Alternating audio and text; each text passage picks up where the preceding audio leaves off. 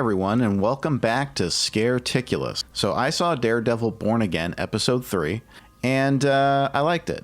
I think it was kind of a departure from the first two episodes in the sense that we don't really see a lot of fighting. I mean, we don't see Matt Murdock as Daredevil at all throughout the episode because he's already abandoned it, and we're still kind of in that arc of trying to get to the next wave of Daredevil where we see him fighting crime again. So we're kind of in this transitionary period where Matt is being a lawyer, he's defending Hector Ayala. What I found interesting about this episode is the message that they're trying to relay. I'm not going to try to go through every single thing that happened this episode and recount every single thing, but I did want to talk about what kind of message they're sending with this episode. Because usually what happens in a legal drama or something like that is a case will not work out very well. The bad guy will get away with it. The law doesn't work out in, good people's favor, and this is just how our world works, right? This is how our country works. This is how the legal system works. It's imperfect. It's flawed. So when things go Matt Murdock's way and Hector Ayala gets off the hook because they convince the jury that, Hector's a good guy, he was doing what was right, and, he's just doing the right thing, right?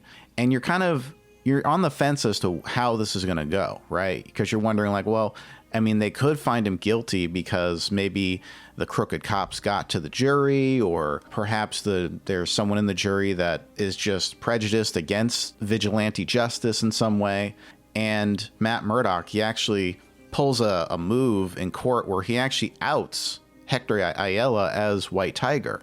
And at first you're wondering what's going on. They even have it out with the judge in his chambers, and the judge is, he's fuming, he's screaming at him. He's like, why did you do this? Why did you make a mockery out of my court after you told me you didn't want this White Tiger stuff to be talked about in court to prejudice the jury? And Matt was like, well, it's already kind of been, his witness has already been gotten to, and things have already kind of gotten to that point where it's impossible to not address at this point.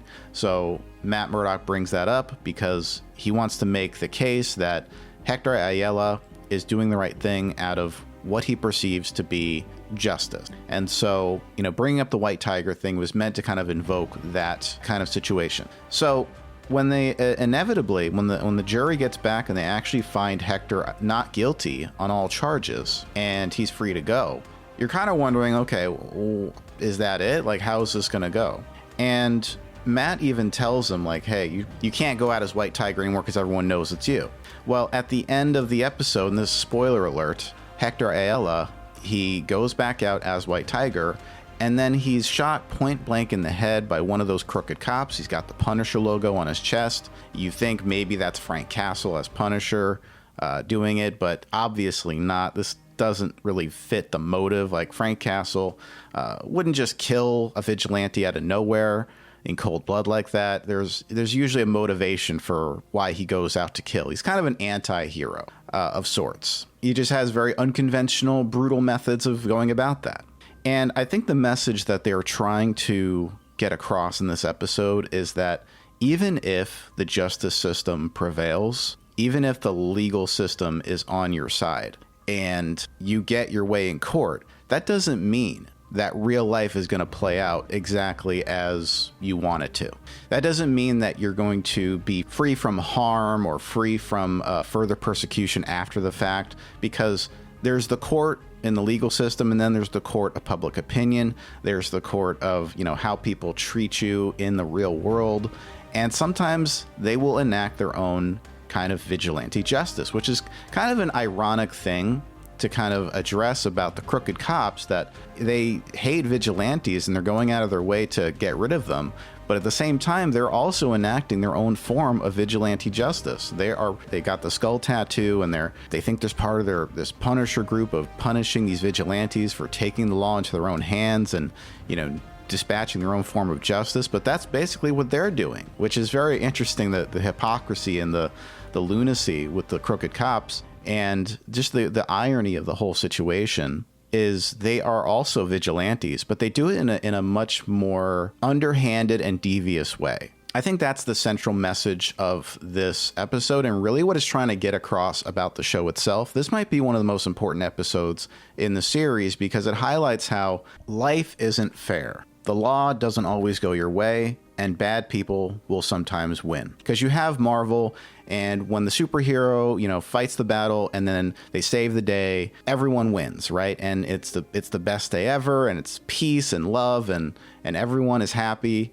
But in this world, Daredevil, it shows what the real world is actually like. Like, you can win in court. You can have all the things on your side and all the luck, and you can have people who actually see the truth, and it won't matter at the end of the day, because you might still end up getting killed, right? Just doing this vigilante work, it's dangerous work. So I thought that was a really interesting and cool message they were trying to send, is that the real world is not a fairy tale. You can't just dress up and play crime fighter and then hope to get out of it alive, because you're going to end up paying eventually. And Hector Ayala paid with his life. Side note, the actor who played Hector actually died in real life, but they already were going with this story angle before he died. So it's just very tragic what happened. But the fact of the matter is, the central message of this episode, in how they're trying to basically take the law into their own hands. Everyone kind of has their own form of vigilante justice, right? And you have Wilson Fisk also at the other end of this, who hates vigilantes. He hates Daredevil. He hates anyone who's trying to basically enact their own, form of justice. Is to stop whatever he's doing, his operations, because he wants power, right? He has power as mayor right now, and he's setting his sights even higher. And he has Vanessa running the crime business on the side. And he's kind of like not really much aware of it, because that way he has like plausible deniability. But clearly he's got his sights set higher, probably wants to be president of the United States or governor or whatever. Clearly he's got his ambitions. And we can see that he's trying to basically stop anyone who wants to put a stop to his rise to power, right? So he'll do anything he can. He'll get rid of all the vigilantes. He will make it a public mandate to stop all vigilante justice. And I wouldn't be surprised if he had a part in the crooked cops going around as the Punisher gang. And at some point, Frank Castle's obviously going to come back into this. He's going to punish all the crooked cops who are using his name, his logo, to do their dirty work. And that's going to be entertaining. I think we're going to see a lot more Punisher in this. There were some nods to Miles Morales as well, so we're probably going to see some Miles Morales at some point. His father was mentioned in the show. But overall, I think this episode, it wasn't like very, high octane. It wasn't high action. The camera work was, rudimentary. It felt more like a procedural court drama. But I think that was good to kind of establish the reality of the situation of this universe, that while you can have your Spider-Mans and your Thors and your Iron Mans and stuff, there is still a reality that many normal people have to deal with and contend with on a daily basis, where murder does happen. Justice can sometimes not be served. And even when the legal situations go your way, and maybe you can get the legal outcome that you want, that may not always translate to a prosperous aftermath. So in short, I think this episode was good. I don't think it's the best one so far, but I do think it's an important episode.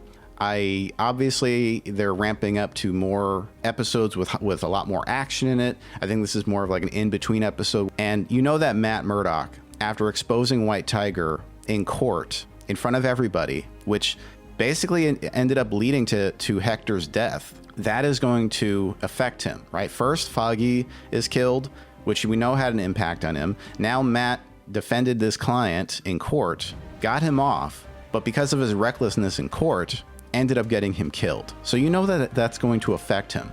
That's going to affect his mental state. That's going to affect his decisions from now on. And we're going to see a different kind of Matt Murdock after this. I can be certain of that episode 4 is going to be way more intense. We're going to have way more action scenes. That Matt's going to be furious after this, and he's probably going to want to don that Daredevil mask once again. So let me know what you guys thought about my thoughts on this episode. If you want me to discuss more episodes in the future, please feel free to leave me a comment, leave me a thumbs up, and I will see y'all next time. Have a good one.